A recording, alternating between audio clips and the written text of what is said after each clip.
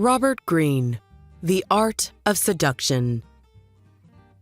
The English word seduce is derived from the Latin word seducere, which means to lead astray. We all have an inner desire to be seduced, to be drawn out of our dull routines and into an erotic drama of imagination and possibility. To be seduced isn't necessarily to fall in love, but seduction can set the stage for a more traditional and lasting relationship. So, how do you seduce someone? It's about building anticipation, mystery, and charm, techniques that you'll learn in these blinks. But first and foremost, remember this. People should never think that you're angling or manipulating them for something, since that'll create mistrust and resistance. Remember, the line between love and hate is thinner than you might think. Before we begin, we publish new content every week. So, be sure to subscribe to our channel and ring the bell to get notified about our latest extracts. Number 1. Insert yourself into the target's environment, but don't appear too eager. The true seducer knows that life can be pretty humdrum, an awareness that allows the seducer, through finesse and creativity, to inflame the target's fantasies and desire. This is no straightforward task. The approach must be oblique, such as to spark the target's imagination in an advantageous way. The first lesson of seduction is not to be overeager. Early on, you shouldn't put your cards on the table and tell your target exactly what you want. You must be indirect and elusive. If you approach at wholehearted bound, you're going to appear desperately insecure. You'll be more successful if you don't reveal your hand too soon. With seduction, it's always best to let your target come to you, under the misapprehension that she is the one making the first move. Try to make an impression of neutrality. You should make yourself noticeable, but you needn't approach the target. In fact, that's exactly how the Duc de Lauzun worked his magic on the Duchesse de Montpensier while at Louis XIV's court. When the Duchess first met the Duke, she found herself rather enamored with the notorious lady-killing Lothario. But during later chance encounters in court, the Duke appeared quite blasé. Nonetheless, after a few tête-à-têtes, the Duchess began to enjoy his company. Before too long, he became her confidant. All he did was play the part of the friend and keep close by. The Duchess's curiosity was stirred. Perhaps their friendship could become something more. How could the Duke not be interested in one of the most beautiful and noble women in France? Lauzun's approach was slow and steady. He was careful not to appear too interested too soon. It was the intrigued Duchess who confessed her infatuation to him first. And it wasn't just the Duke she desired, but a marriage as well. An effective seducer is spider-like, building a strong and sticky, and barely noticeable web. Number 2. Once you've intrigued your target, start sending contradictory signals. Seduction is, in its essence, a psychological game. So what's the best way to capture someone's attention and lodge yourself in her mind, making it impossible for her to think of anything else? First, you've got to stimulate your target with your appearance or your actions. After that, start sending mixed signals. We're all fascinated by people who are hard to figure out, the unfathomable, intriguing types. You should try to come across as enigmatic so that your target thinks you're deep and thoughtful. Hint at complexity and create paradoxes. You could, for instance, appear all innocent-eyed, but then throw out a flirty look. Or perhaps you could balance witticism with bouts of shyness. Gender roles are good to play with too. For example, a man could cultivate a feminine appearance through his clothes or gestures, but mix that with a bit of machismo or talk about more masculine matters. It's also good to stay a little ambiguous and to occasionally step back from the fray. That's exactly how Josephine de Beauharnais seduced Napoleon Bonaparte and became his wife, even though he was one of the greatest French military geniuses of the era and could easily have had his pick of women. She attracted Napoleon through gracious manners, inviting him to her regular parties where she focused only on him, despite the swarms of men around her. And what did she do once she'd stirred his desire? She began ignoring him and declined invitations to join him on campaign in Italy. Napoleon became incensed, but she then eased the drama by composing the most passionate letters to him. The lesson? Don't be an easy conquest. You should tease and flirt, but always be prepared to step back and be self-sufficient. Number 3. Use your target's insecurities so that he or she wants you all the more. When do you most want attention and affection from others? Most probably it's when you feel something's missing in your life. It's a fact, you can't seduce someone who's completely satisfied. Therefore, you should demonstrate that you know how to soothe your target's pain or sense of emptiness. We've all had those moments of self-doubt. Yes, we know how to hide our insecurities in public, but even if they're invisible to others, those feelings linger on, constantly pecking away at us. When we fall in love, it's primarily because we believe that the beloved can fill those existential holes, whether we're worried about the future, insecure about our looks or intelligence, or just suffering from a pervasive feeling of ennui. This isn't only true in the romantic realm. The same holds for corporate or political seduction. The great seducers in these fields successfully create a sense that buying a certain product or voting for a particular politician will improve your life. Next, you should find a way to show your superiority so that your target is eager to prove his or her worth. In fact, that's how Cleopatra was able to seduce Julius Caesar. She peppered her conversation with subtle references to her ancestor Alexander the Great, antiquity's military genius par excellence. This pushed all of Caesar's buttons. Cleopatra's small jibes stirred up all sorts of anxieties and insecurities in the martially inclined Caesar. He had to prove himself to her. However, you shouldn't be overly severe when toying with your target's self-esteem. Otherwise, he may feel unworthy of your affection.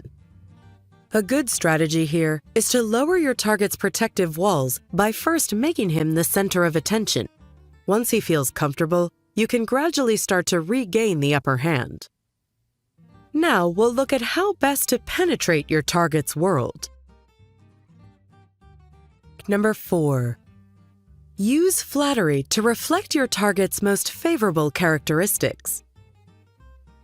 Do you know how hunters capture small birds such as the lark? By using a mirror. When the lark sees itself, it becomes spellbound by its own mating dance. It loses all notion of where it is, making it easy prey. You too can mesmerize your target this way. Hold up a mirror to show them their best attributes. This works because when we're flattered, we lower our defenses. When we're made to feel pretty, clever, or unique, we get a hit of self-esteem, and this is something we can quickly get addicted to. That's exactly the method Jeanne Poisson, later Marquis de Pompadour, employed when she seduced the French King Louis XV and became his mistress in the 18th century. Louis XV, ever in the shadow of his predecessor, the flamboyant Sun King Louis XIV, had retreated to a life of gambling and hunting. But Poisson made him believe in himself. He should be a respected and wise man and overcome his reputation as a listless and lightweight king. She set about formulating architectural projects on which he could advise.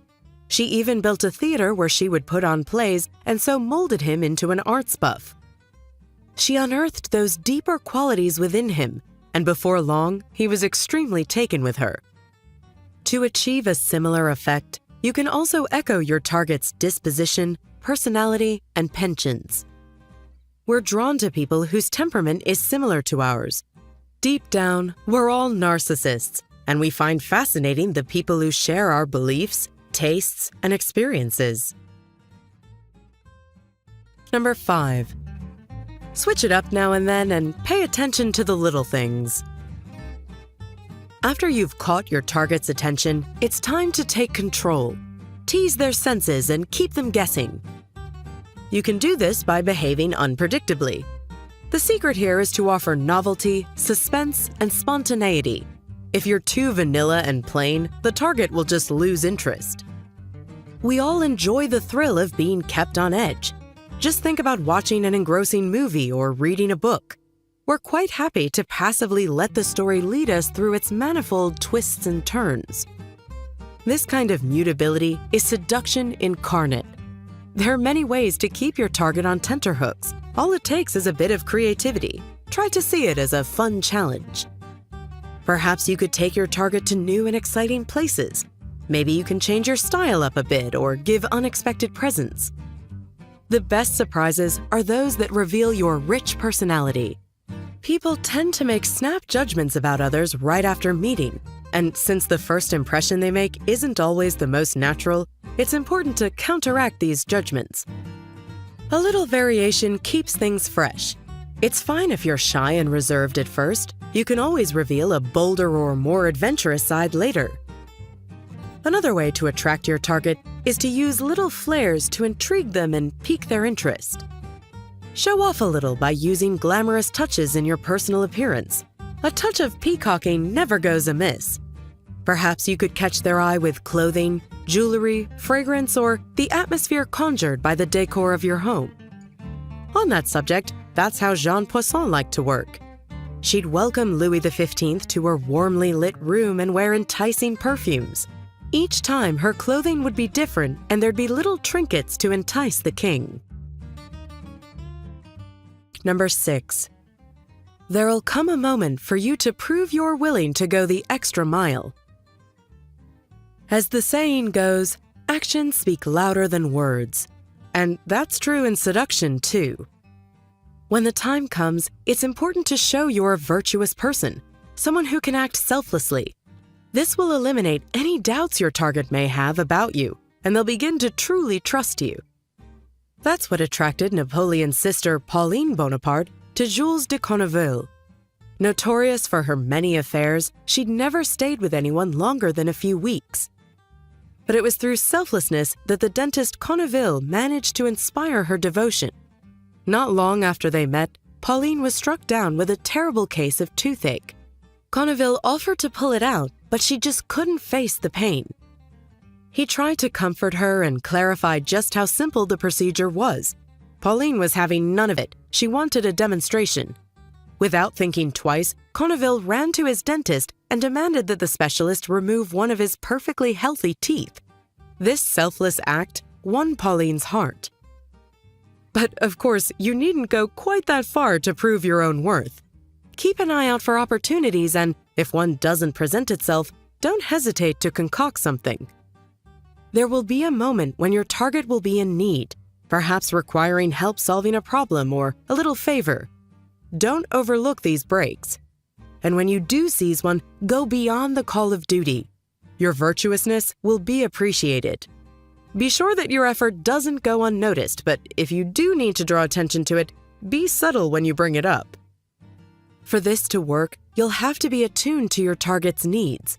There's no point proving yourself through physical feats of daring, for example, if the target is not into that. Number 7. Let emotional attachments from your target's childhood be the grist for your mill. Childhood memories can provoke all sorts of powerful emotions, ranging from tenderness to feelings of abandonment. And once they're unearthed, your target will be even more receptive to you. In fact, you can use your target's memories to strengthen your emotional connection. Perhaps you know that many of Freud's female patients fell in love with him. Well, this happened because these patients recollected moments from their childhood in his presence, which created a deep feeling of emotional connection. When Freud delved into his patients' memories, especially those associated with their fathers, he remained distant but still present. The patients projected strong emotions onto this silent and caring figure beside them, seeing him as a father figure. This effect, known as transference, is a powerful tool in Freudian therapy, as it's used to revive long-repressed feelings. We all long for those youthful days when we were happy, unfettered, and secure. If you can stimulate those feelings in your target, it won't be long before they start to associate those emotions with you. This means they'll also shift all kinds of fantasies onto you, including ones of a loving and sexual nature. For that to happen, you have to start by being a good listener, just like a therapist. Let your target talk about their childhood, urge them to recall memories, and in the process, collect details about their weaknesses and emotional triggers. However, try to remain detached from your target's sentimentality.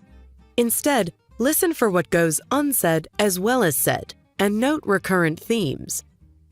Then, once you know what your target was attached to during childhood or what she misses about her parents, use that information. You can take on the role of caregiver or work out how to fulfill your target's deepest need. She might need protection or discipline or a sense of direction. It's all about listening. Number 8. If you spot any anti-seductive qualities in yourself, trash them. Have you ever been immediately repulsed by someone on first meeting? It's probably because you've been confronted with a quality or character trait that's deeply anti-seductive. As an aspiring seducer, that's a lesson to bear in mind. It's vital when seducing someone not to display your own anti-seductive characteristics. There are 3 big ones. First, it's hugely unattractive to appear ungenerous. People who can't give materially are equally unable to give emotionally. Being miserly with money is a sure sign that you won't be able to open up emotionally when it comes to seduction either. Worse still, if you're unaware of your lack of generosity, you're far more likely to think yourself magnanimous in a situation where you're only splashing a few pennies. You'll just come across as pompous. Second, humorlessness is a big no-no. A lack of humor is an indicator of deeper issues. If you're mentally or even physically rigid, it's a sign that you won't adapt to new situations. You'll keep to a few basic truths and expect people to adhere to them as well. Also, if you're humorless, you won't enjoy the thrills of life. Perhaps you'll also be overly sensitive and unable to take any jokes made at your expense. It's deeply unattractive and indicates that you're insecure. That's no way to seduce anyone. Third, a lack of attentiveness won't do you any favors either. If you're not attuned to the situation or able to read subtleties, you'll only cause resentment in the long run, especially in relationships. This is not only frustrating, but also doesn't gel with what we've learned about seduction, which, as we know, relies on the use of details and particulars. Just remember, if you recognize any of these traits in yourself, be sure to eliminate them. The book's main takeaway is that to seduce someone, you have to maintain the upper hand and understand what makes a person enticing. Use the power of psychological techniques to attract your target's attention. Be confident, instill the right feelings in them, and enchant your target by attuning yourself to their emotions. Remember to be subtle and mysterious, and to pay attention to details. Control your demeanor and behavior, and perhaps most importantly, stay unpredictable. So how can you apply the concepts of these blinks to your own life? Surround yourself with friends and admirers. To appear more desirable to someone, make sure that he or she sees you surrounded by friends or flirts. The way your target sees you will be influenced by the perceptions of others, and the more admirers you have around you, the more attractive you'll appear to your target. Got feedback?